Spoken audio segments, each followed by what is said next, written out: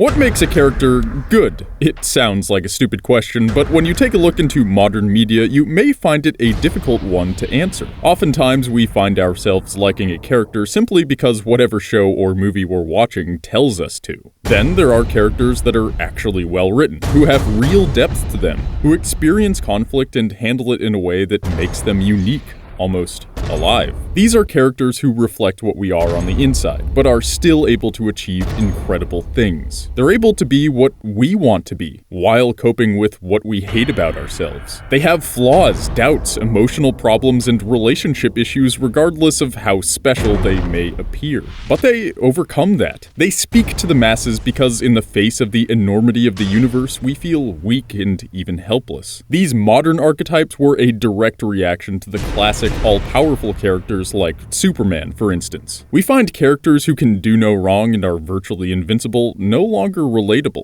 Maybe we're jaded, or maybe we've given up on someone swooping in to save the day. However,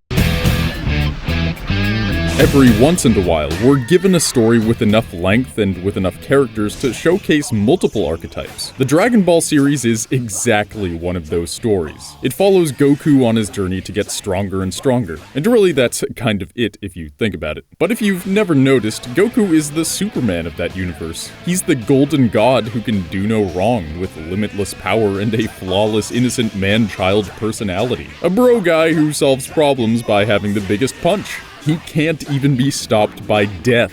Then there's Gohan, the son of the Golden God, the proverbial DB Jesus. He's a character with high expectations thrust upon him from birth, someone pulled in opposite directions at all times. He's someone with a lot of fear and doubt who is constantly surrounded by the most extraordinary people on the planet. Told he has limitless potential, but he doesn't know how to access it, or even if he wants to. Gohan is a favorite of many, a hope for the future even. But what makes Gohan stand out amongst a cast of the strongest in the universe? He's easily the most requested DBZ character for Story You Never Knew, and surely there's a reason for that. So allow me to pose the question: what can we learn about ourselves and our culture from looking at a crying little baby brat with his wiener out? Don't worry, I'm going to tell you! So prepare yourself for a story of anxiety and triumph, a parable of responsibility, a tale of a boy with limitless power and potential who would rather play with dinosaurs than work out with this green guy, but totally does anyway, so it's cool, don't worry about it. This is the story of Gohan, the first human Saiyan hybrid. The story you never knew.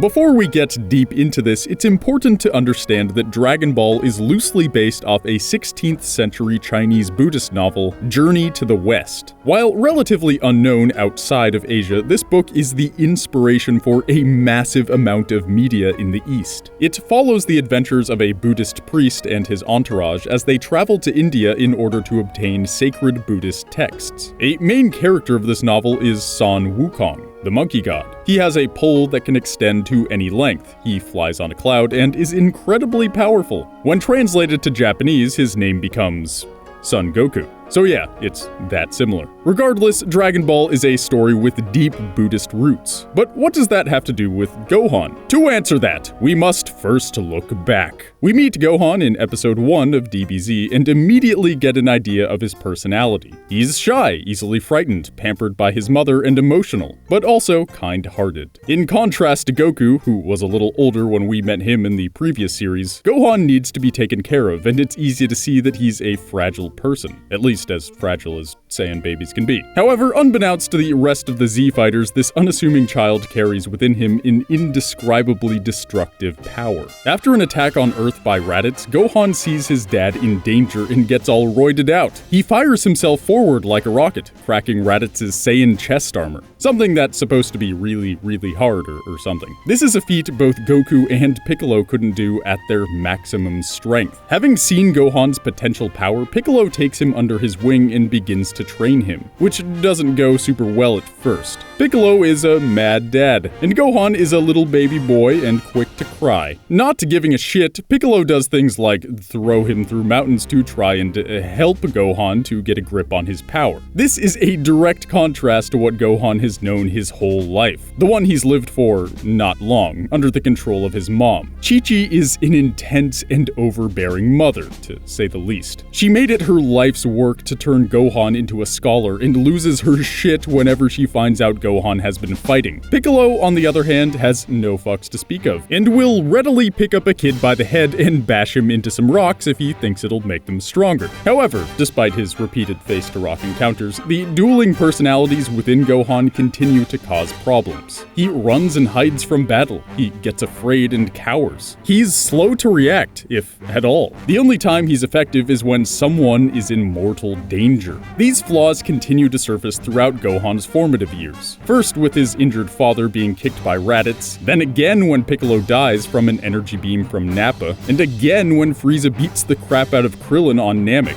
But the reason Gohan is like this is because he doesn't want or like to fight. As we learn more every day in our current world climate, power corrupts. People who may have had genuine and benevolent ideals eventually become greedy and selfish. Once they realize their power can get them anything they want, they inevitably use it to do so.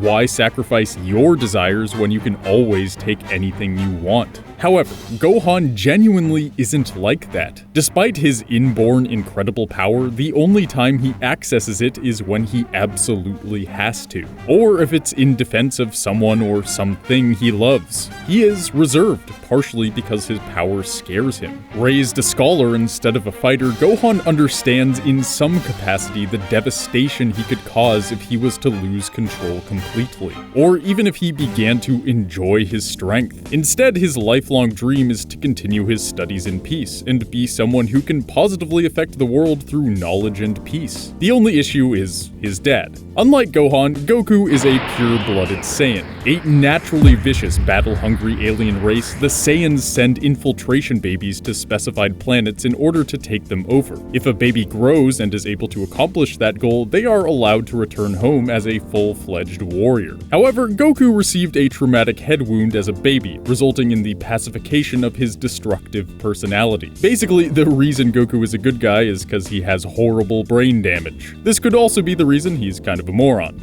You have 2 balls. They're very important and they're hidden in your clothes. Huh? Oh, wow! She's right again, guys! May I see them, please? Why not? There!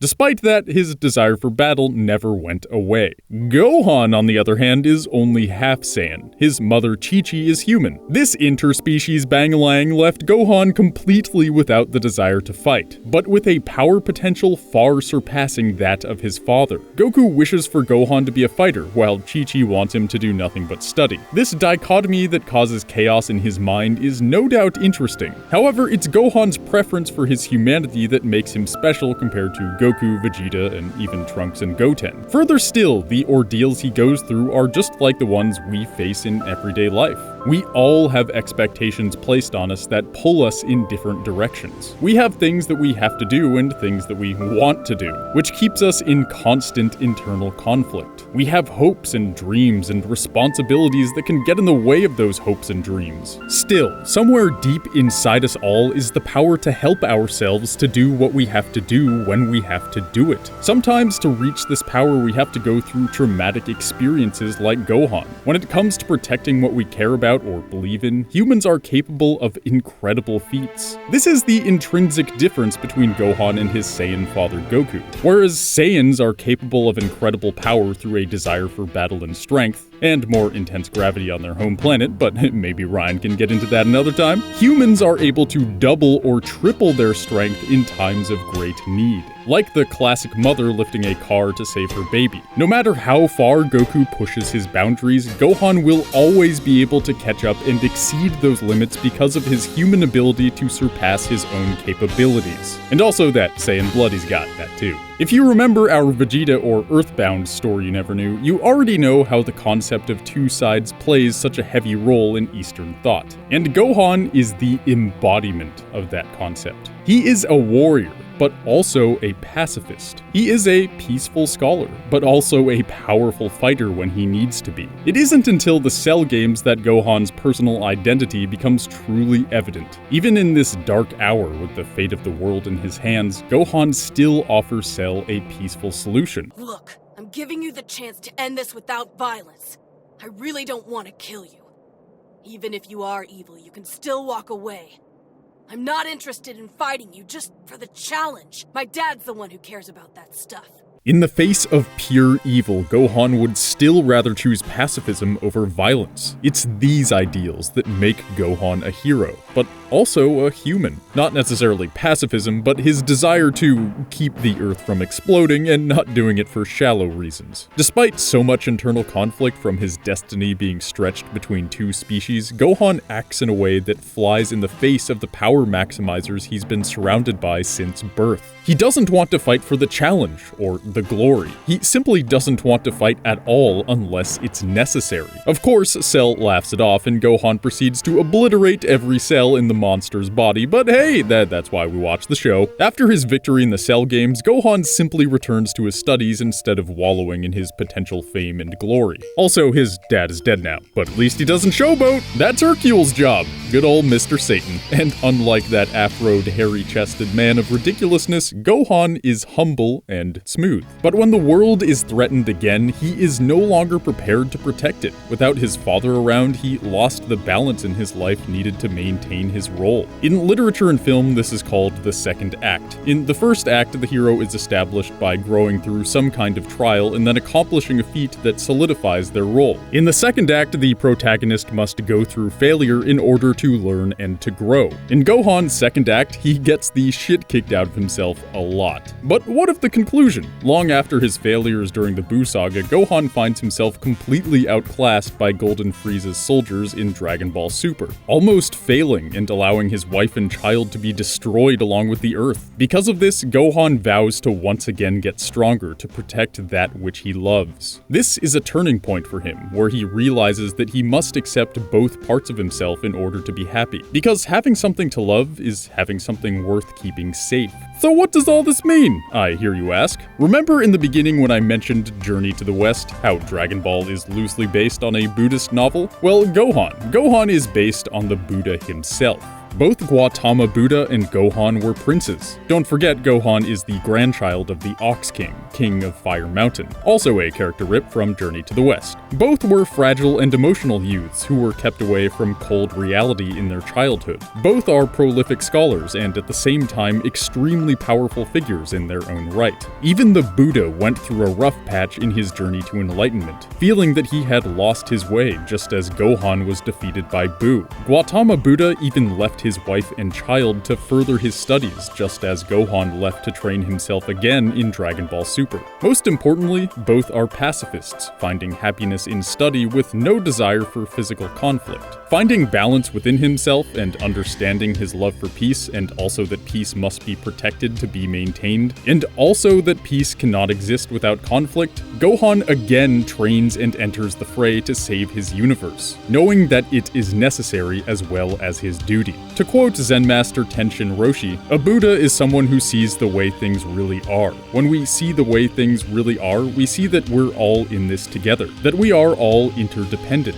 A great surpassing love arises from that wisdom, and that love leads a Buddha to wish that all beings would open up to this wisdom and be free of the misery that arises from ignoring the way things are. Buddhas appear in the world because they want us to have a Buddha's wisdom, so that we will love every single being completely and protect every single being without exception and without limit, just as all Buddhas do. But what about all the violence in Dragon Ball Z? What about Gohan actually killing his enemies? Doesn't that conflict with Buddhist philosophy? Yes and no. Remember, Dragon Ball is a Japanese story, and Japan has had differentiating views on conflict and violence in their Buddhist practice. For 700 years, there was conflict with Buddhist warrior monks known as Sohei, who protected Buddhist schools, but also fought other schools in conflict. Zen, a sect of Buddhism which is the most prominent in Japan, is the same that is practiced by the Shaolin monks. These monks are some of the most powerful people to have ever lived. Yet, they are still pacifist due to their practice of Zen. The art of Shaolin Kung Fu made its way to Japan in the 18th century, and is represented by Krillin in his entire character design, including the 6 burn scars on his forehead. While traditionally nonviolence is the Buddhist way, historically monks and scholars have come together to protect temples and defend their study from those who threaten it. Force is sometimes necessary, but it's always used reluctantly. To see things how they really are, and to love all things, means we must also see the dark, and in turn, love it as well.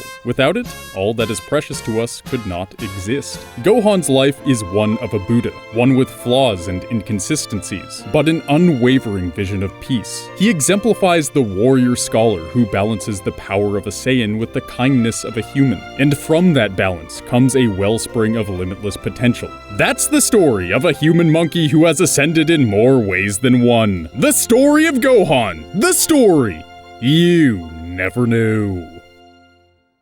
And that's my take on Gohan. If you made it this far, then I assume you didn't hate it. That being said, I have an exciting announcement. You may have noticed for a while, Treesicle had a lot of one-off videos. Videos that weren't a part of a show, like the story you never knew. Well, after a lot of experimenting these past few months, we finally got some shows for you all. You may have seen one recently starring yours truly called The Message You Missed on Doki Doki Literature Club. The Message You Missed has my real-life face and some real emotional takeaways from your favorite video games.